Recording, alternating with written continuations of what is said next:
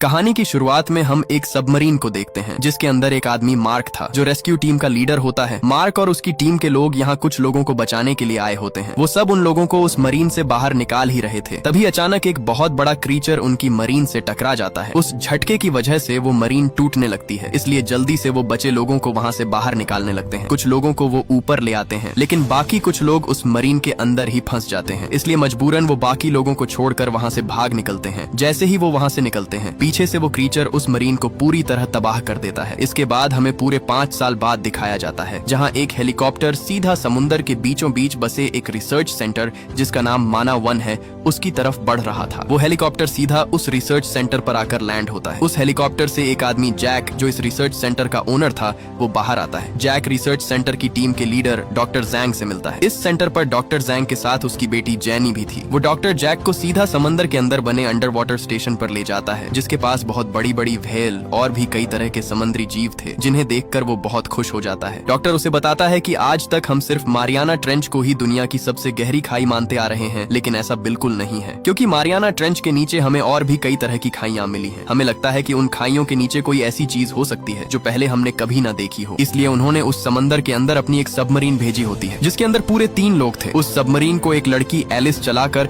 उस सबमरीन को सीधा समंदर के बीचों बीच ले जाती है। समंदर की गहराई तक आते ही पीछे से एक कंट्रोलर उन्हें उस खाई के अंदर जाने के लिए कहता है। वो अपनी सबमरीन लेकर सीधा उस गहराई के नीचे तक ले आते हैं। जैसे ही वो नीचे उतरते हैं, वहाँ उन्हें बहुत सारी वेल्स और भी कई तरह के अजीबोगरीब क्रीचर्स और मॉन्स्टर दिखाई दे रहे थे, जिसे देखकर उनके होश ही उड़ जाते हैं। वहाँ उनकी खुशी का कोई ठिकाना नहीं था, लेकिन उन्हें क्या पता कि उनकी खुशी कुछ ही देर की मेहमान है। और तभी उनके रडार में एक बहुत बड़ी चीज उनकी तरफ बढ़ती हुई दिखाई देती है। ये देखकर वो थोड़े घबरा जाते हैं और अचानक वही चीज आकर जोर से उनकी सबमरीन से टकरा जाती है। उनकी सबमरीन भी उनके कंट्रोल से बाहर होती जा रही थी। एलिस जल्दी से रिसर्च सेंटर से कांटेक्ट करती है, लेकिन बदकिस्मती से उनका कनेक्शन रिसर्च सेंटर से कट हो जाता है। रिसर्च सेंटर के अंदर सबको उनकी कोई भी आवाज सुनाई नहीं दे रही थी, लेकिन सबमरीन से अभी भी उनकी लोकेशन उन्हें दिख रही थी। अब इससे पहले वो क्रीचर उन्हें मार डाले, वो उस गहराई तक जाकर उन्हें ढूंढने का फैसला करते हैं। वहाँ एक टीम मेंबर सबसे कहता है कि हम में से कोई भी उस गहराई तक चाहकर भी नहीं पहुंच सकता, क्योंकि वहाँ अगर हम पहुंच भी गए तो हम ज्यादा देर तक उस क्रिएचर के सामने टिक नहीं पाएंगे। इसीलिए वो उनसे कहता है कि हमारे पास एक ही आदमी है जो हमारी मदद कर सकता है, वही वहाँ जाकर उन सबको वापस बचाकर ला सकता है, और वो आदमी मार्क है। ये सुनते ही एक आदमी उस पर गुस्से होकर उसे साफ साफ मना कर देता है, क्योंकि पहले भी वो कुछ लोगों को बचा लाया था और अपनी जान बचाने के चक्कर में कई लोगों की जान वो गवा बैठा। मैं नहीं चाहता कि उसकी वजह से हमारे 3 मेंबर जान से मारे जाएं। दरअसल ये वही आदमी मार्क था जो हमने कहानी की शुरुआत में देखा। वो आदमी पहले भी पूरी 10,000 मीटर गहराई तक जा चुका है, लेकिन आगे से वो आदमी भी कहता है कि उसके अलावा हमारी मदद कोई भी नहीं कर सकता। वही एक ऐसा आदमी है जो उस गहराई तक जाकर उन्हें वापस ला सकता है। इधर हमें मार्क दिखाई देता है जो एक नदी के किनारे रह रहा होता है, क्योंकि माना 1 कंपनी ने उसे उसकी गलती की वजह से जॉब से निकाल दिया था, और अब वो थाईलैंड में एक नदी के किनारे अपनी जिंदगी बसर कर रहा होता है। उसी दिन उसके घर पर डॉक्टर और वो कंट्रोलर पहुंच जाते हैं। वो डॉक्टर उससे कहता है कि हमें तुम्हारी बहुत जरूरत है, क्योंकि आज ही हमारे 3 मेंबर मारियाना ट्रेंच पर उतरे, लेकिन वहाँ अचानक एक बहुत ही विशाल क्रीचर ने उन पर हमला कर दिया और अब तक उनका कोई अता पता नहीं। लेकिन आगे से मार्क उनकी मदद करने से साफ साफ मना कर देता है। लेकिन जब उस डॉक्टर ने उसे उनकी रुला देने वाली चीखें सुनाई, जिसमें उसकी पहली बीवी एलिस की भी आवाज थी, तब आगे से मार्क उनकी मदद के लिए तैयार हो जाता है। इधर हम उस डॉक्टर की बेटी को देखते हैं जो समंदर के बीच फंसे लोगों की खुद मदद के लिए तैयार हो जाती है। बाकी मेंबर उसे रोकने की बहुत कोशिश करते हैं, लेकिन वो उनकी एक भी नहीं सुनती और अकेली ही अपनी सबमरीन लेकर उस जानलेवा समंदर के अंदर कूद जाती है। लेकिन उसे यह नहीं पता था कि उसने उस समंदर के अंदर कूदकर अपनी जिंदगी की सबसे बड़ी गलती कर दी है। इधर वो डॉक्टर मार्क को लेकर रिसर्च सेंटर तक पहुंच जाता है। आते ही जब उसे पता चला कि उसकी बेटी अकेली ही उस समंदर के अंदर चली गई, तो वो हैरान रह जाता है। वो फौरन मार्क को सबमरीन में बिठाकर उसे समंदर के अंदर भेज देता है। दूसरी तरफ डॉक्टर की बेटी भी उस खाई की निचली गहराई तक पहुंच चुकी थी। कुछ ही नीचे आने पर उसे वहां उन मेंबर्स की सबमरीन दिख जाती है जो नीचे गहराई तक फंसी हुई थी। जैनी अपनी सबमरीन से उसे अपने साथ कनेक्ट करने ही वाली थी, तभी अचानक वही क्रीचर उसे टक्कर दे मारता है, जिससे उसकी सबमरीन उलटी हो जाती है। वो जैसे जैसे तैसे करके अपनी सबमरीन को सीधा करती है। इससे पहले वो वहाँ कुछ समझ पाती तभी वही क्रीचर आकर उसे चारों तरफ से जकड़ लेता है, जिसे देखकर उसके होश ही उड़ जाते हैं। दरअसल वो एक बहुत ही बड़ा विशाल स्क्विड था जिसने उस सबमरीन को अपनी ताकतवर टेंटिकल्स में जकड़ रखा था। अब जैनी को वहाँ से बाहर निकलने का कोई भी रास्ता नजर नहीं आ रहा था। वो वहाँ पूरी तरह फंस चुकी थी, लेकिन इसी दौरान उसकी वो विशाल टेंटिकल्स उसकी मरीन को छोड़ देती है। जब वो अपने सामने देखती है तो वहाँ मॉन्स्टर स्क्विड को एक बहुत ही बड़ी शार्क अपने अंदर निगल गई थी। उस शार्क का साइज उस स्क्विड से भी 10 गुना बड़ा था, जिसे देखकर जैनी के रोंगटे ही खड़े हो जाते हैं। जैनी वहाँ से निकलने की कोशिश करती है, लेकिन उस स्क्विड के हमले की वजह से उसकी सबमरीन पूरी तरह खराब हो चुकी थी। इसी दौरान उसे रडार पर वही शार्क दोबारा उसकी तरफ आती हुई दिखाई देती है। तभी वही शार्क उसके सामने से उसकी सबमरीन को छूती हुई आगे निकल जाती है। दरअसल मौके पर मार्क वहाँ आकर उस शार्क का ध्यान भटकाने के लिए कुछ मिसाइल दूसरी तरफ छोड़ देता है, जिससे उस शार्क का ध्यान उन मिसाइल की तरफ चला जाता है। मौके पर मार्क जैनी को वापस रिसर्च सेंटर की तरफ जाने के लिए कहता है, इसलिए इमरजेंसी में जैनी अपनी सबमरीन लेकर वहाँ से अपने रिसर्च सेंटर की तरफ ले जाती है। इधर कुछ ही आगे आने पर मार्क को उन्हीं 3 लोगों की सबमरीन फंसी हुई दिखाई देती है। मार्क जल्दी से अपनी मरीन को उनकी मरीन से जोड़कर उनकी मरीन का दरवाजा खोल देता है। सामने वही 3 लोग फंसे हुए थे जो सही सलामत थे। मार्क उन्हें एक एक करके ऊपर निकाल ही रहा था, तभी रेडर पर उसे एक बार फिर से वो शार्क उनकी तरफ बढ़ती हुई दिखाई देती है। मार्क उस मरीन के अंदर फंसे दूसरे आदमी को निकाल ही रहा था, तभी आखिरी बचे आदमी को वो शार्क उनकी तरफ तेजी से आती हुई दिखाई दी। तब वो उस आदमी को धक्का देकर उस मरीन का दरवाजा बंद कर देता है, जिससे उसकी मरीन अलग होकर नीचे ही रह जाती है और वो मरीन ऊपर चली जाती है जिसमें 3 लोग थे। और तभी वो शार्क आकर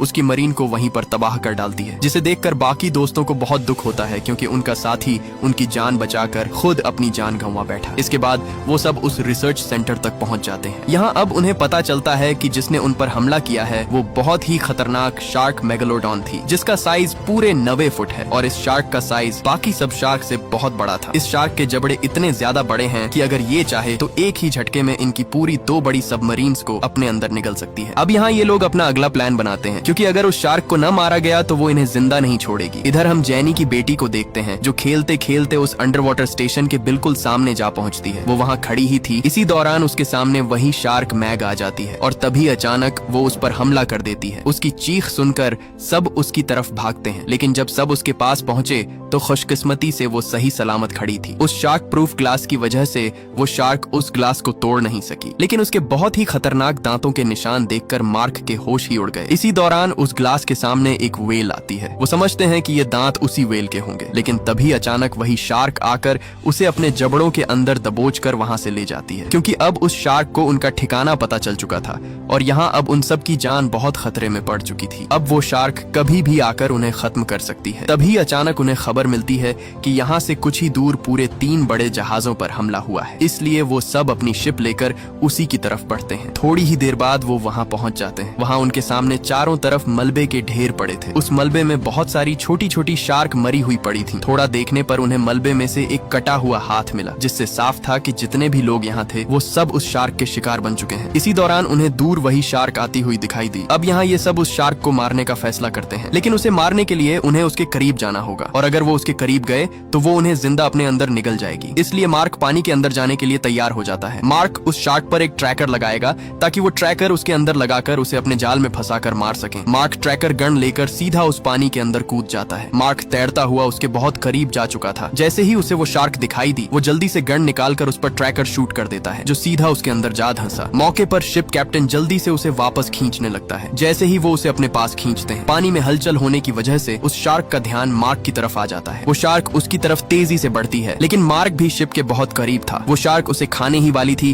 तभी मौके पर वो सब लोग जोर लगाकर उसे शिप पर खींच लेते हैं, लेकिन अब वो शार्क उन्हें छोड़ने वाली नहीं थी। इसलिए उस शार्क को बेहोश करने के लिए जैनी एक बने मजबूत ग्लास में कूद पड़ती है। जैसे ही वो पानी के अंदर जाती है, ऊपर से एक आदमी पानी के अंदर छोटी छोटी मछलियां फेंक देता है ताकि वो शार्क उसकी गंध से उसके पास आ सके। चारा आते ही छोटी मोटी शार्क उसके ग्लास को चारों तरफ से घेर लेती है। अभी तक वो मॉन्स्टर शार्क उसके करीब नहीं आई थी, लेकिन कुछ ही देर बाद अचानक वो शार्क आकर उसे जोर से टक्कर दे मारती है। खुशकिस्मती से ग्लास मजबूत होने की वजह से उसे ज्यादा कुछ नहीं होता। उस शार्क का साइज देखते ही उसके रोंगटे खड़े हो जाते हैं, क्योंकि वो शार्क दिखने में बहुत ही बड़ी थी। इससे पहले कि जैनी उस पर शूट करती, मौके पर वो शार्क वहाँ से भाग निकलती है, लेकिन तभी एकदम से वो शार्क पीछे से उस पर हमला कर देती है। उस ग्लास को वो शार्क अपने मुंह में दबोच कर वहाँ से ले जाने लगती है। उस शार्क के जोर जोर से ग्लास पटकने पर पीछे ग्लास से बंधी वो रॉड टूट टूट जाती है, जिसे देखते ही मार्क तुरंत उस पानी के अंदर कूद जाता है। इधर मौका देखते ही जेनी ने वो जहरीला इंजेक्शन उस शार्क पर दे मारा और वो इंजेक्शन सीधा उसके चेहरे पर जा धंसा। यहाँ मार्क उसकी तरफ तेजी से बढ़ रहा था, लेकिन तभी अचानक उस शार्क के मुंह से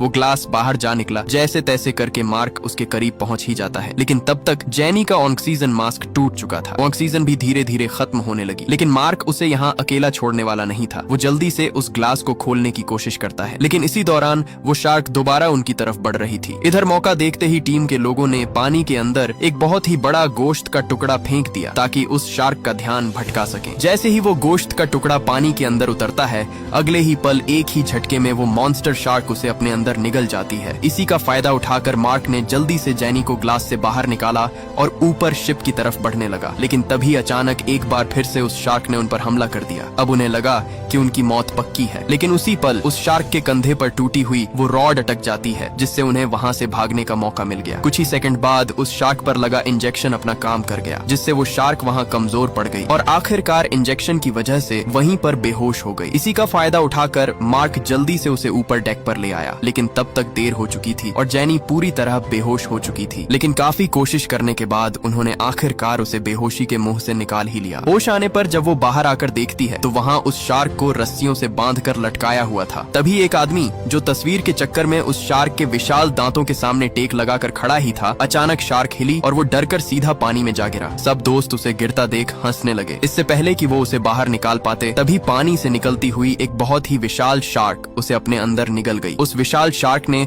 मौके पर ही उस बंधी हुई शार्क को एक ही झटके में अपने अंदर निगल लिया। उस विशाल शार्क के टकराने से उनकी शिप उलट गई, जिससे सब एक एक करके पानी में गिरते जा रहे थे। बाहर आते ही उन्हें समझ आया कि जिसे वो मैग समझ रहे थे, दरअसल वो मैग का छोटा बच्चा था। अभी भी उस पानी में एक आदमी फंसा हुआ था। इससे पहले कि वो वहाँ से निकल पाता, अचानक उस विशाल शार्क ने उसे देख लिया और मौका देखते ही उसे वहीं पर अंदर निगल गई और उसे वहीं पर चीर फाड़ दिया। ये देखकर बाकी लोगों के होश ही उड़ गए। सब एक दूसरे पर गुस्से से चीखने चिल्लाने लगे, लेकिन अब वहाँ रुकना उनकी मौत थी, इसलिए सब छोटी बोट्स लेकर वहाँ से भागने लगे। इससे पहले कि वो किनारे तक पहुँचते, वो शार्क फिर से उनका पीछा करने लगी, लेकिन तभी खुशकिस्मती से वहाँ रेस्क्यू हेलीकॉप्टर पहुँच गया। उस हेलीकॉप्टर में बैठे सोल्जर ने उस पर अंधाधुंध फायर कर दिया और दर्द से तड़पने की वजह से वो सीधा पानी में जा घुसी। कुछ ही देर बाद वो सब किनारे तक पहुँच गए। पहुँचते ही जेनी का डैड अपनी आखिरी सांसें ले रहा था, क्योंकि उस शार्क के हमले में जख्मी होने की वजह से उसकी हालत बिगड़ने लगी थी, जिससे वो अपना दम वहीं पर तोड़ देता है। अपने डैड को मरता देखकर जेनी अंदर से पूरी तरह टूट जाती है। रिसर्च सेंटर पर पहुंचते ही कंपनी का ओनर सबको बताता है कि मैंने उस विशाल शार्क को खत्म करने के लिए बहुत सारे आर्मी सोल्जर्स को बुलाने का फैसला किया है। यहाँ तक कि हम इस रिसर्च सेंटर को भी बंद करने जा रहे हैं, ताकि हम में से किसी और की जान खतरे में न पड़े। ये सब कहकर वो हेलीकॉप्टर में बैठकर वहाँ से निकल जाता है, लेकिन हकीकत तो ये थी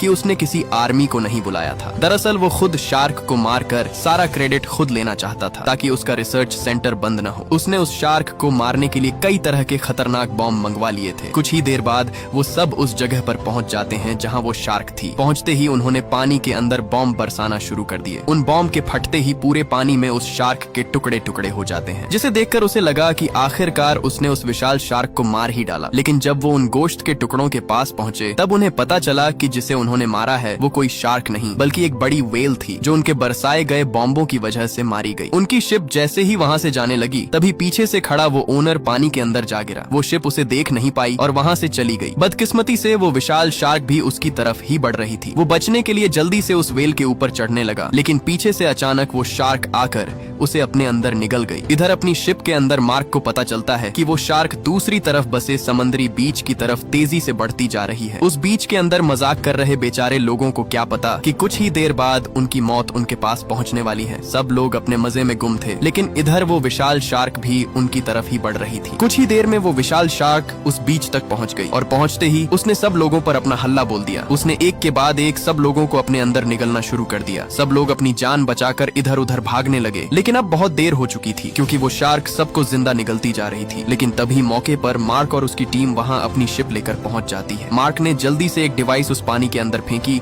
जो बिल्कुल उस शार्क जैसी आवाज निकालती थी। वो डिवाइस पानी के अंदर जाते ही जोर जोर से आवाज निकालने लगी। उस आवाज को सुनकर वो शार्क उस डिवाइस की तरफ बढ़ने लगी। मौके पर मार्क और जेनी भी अपने ग्लाइडर लेकर उस पानी में कूद चुके थे, जो उस शार्क पर मिसाइल से हमला करने वाले थे। जैसे ही वो शार्क उनके पास पहुंची, वो दोनों अलग अलग दिशा में भाग निकले। वो शार्क मार्क के पीछे हाथ धोकर पड़ गई। मार्क भी अपना ग्लाइडर लेकर सीधे समंदर की गहराई तक घुसने लगा ताकि वो उस पर मिसाइल दाग सके, लेकिन वो शार्क उस पर लगातार हमला करती जा रही थी। मौका देखते ही मार्क ने उस पर मिसाइल बरसाने का बटन दबाया, लेकिन उस शार्क के हमले की वजह से उसके ग्लाइडर का लॉन्चर खराब हो चुका था। वो शार्क उसे अपने अंदर निगलने ही वाली थी। तभी जेनी ने पीछे से उस पर मिसाइल छोड़ दिया, लेकिन बदकिस्मती से इतना बड़ा मिसाइल भी उस शार्क का कुछ भी न बिगाड़ सका। उस शार्क के हमले की वजह से उसका ग्लाइडर खराब होने लगा। इससे पहले कि वो शार्क उसे अपने अंदर निगलती, मौके पर मार्क ने जल्दी से अपने ग्लाइडर की फ्लैश से उसका ध्यान अपनी तरफ खींच लिया, जिसे देखकर जेनी वहां से भाग निकली। उधर आसमान में उड़ते हुए पूरे 2 हेलीकॉप्टर समुद्र के अंदर हो रही जंग को लाइव कवर करने के लिए पहुंच चुके थे। लोगों को लगा कि शायद उस शार्क का काम तमाम हो गया, लेकिन अगले ही पल वो हेलीकॉप्टर दूसरे हेलीकॉप्टर से टकरा गया और दोनों वहीं पर ब्लास्ट हो गए। एक हेलीकॉप्टर सीधे पानी में जा गिरा और दूसरा सीधे उस शिप पर आ गिरा, लेकिन मौके पर ही सब लोग पानी में जा कूदे। यहाँ जेनी भी किसी तरह करके पानी से बाहर आ चुकी थी, लेकिन इधर मार्क बुरी तरह फंस चुका था। वो शार्क भी उसका पीछा नहीं छोड़ रही थी। अब वो मिसाइल से उस पर हमला तो कर नहीं सकता था, इसलिए उसके दिमाग में एक आइडिया आया। उसने तुरंत अपना ग्लाइडर टेढ़ा किया और ग्लाइडर की नुकीली धार कटर ऊपर शार्क की तरफ कर दी। मार्क जैसे जैसे ग्लाइडर को आगे लेता गया, वैसे वैसे वो कटर उसके पेट को बीच से चीरता गया, लेकिन तभी उसने उसे अपनी पूंछ से टक्कर दे मारी, जिससे उसका ग्लाइडर बेकाबू हो गया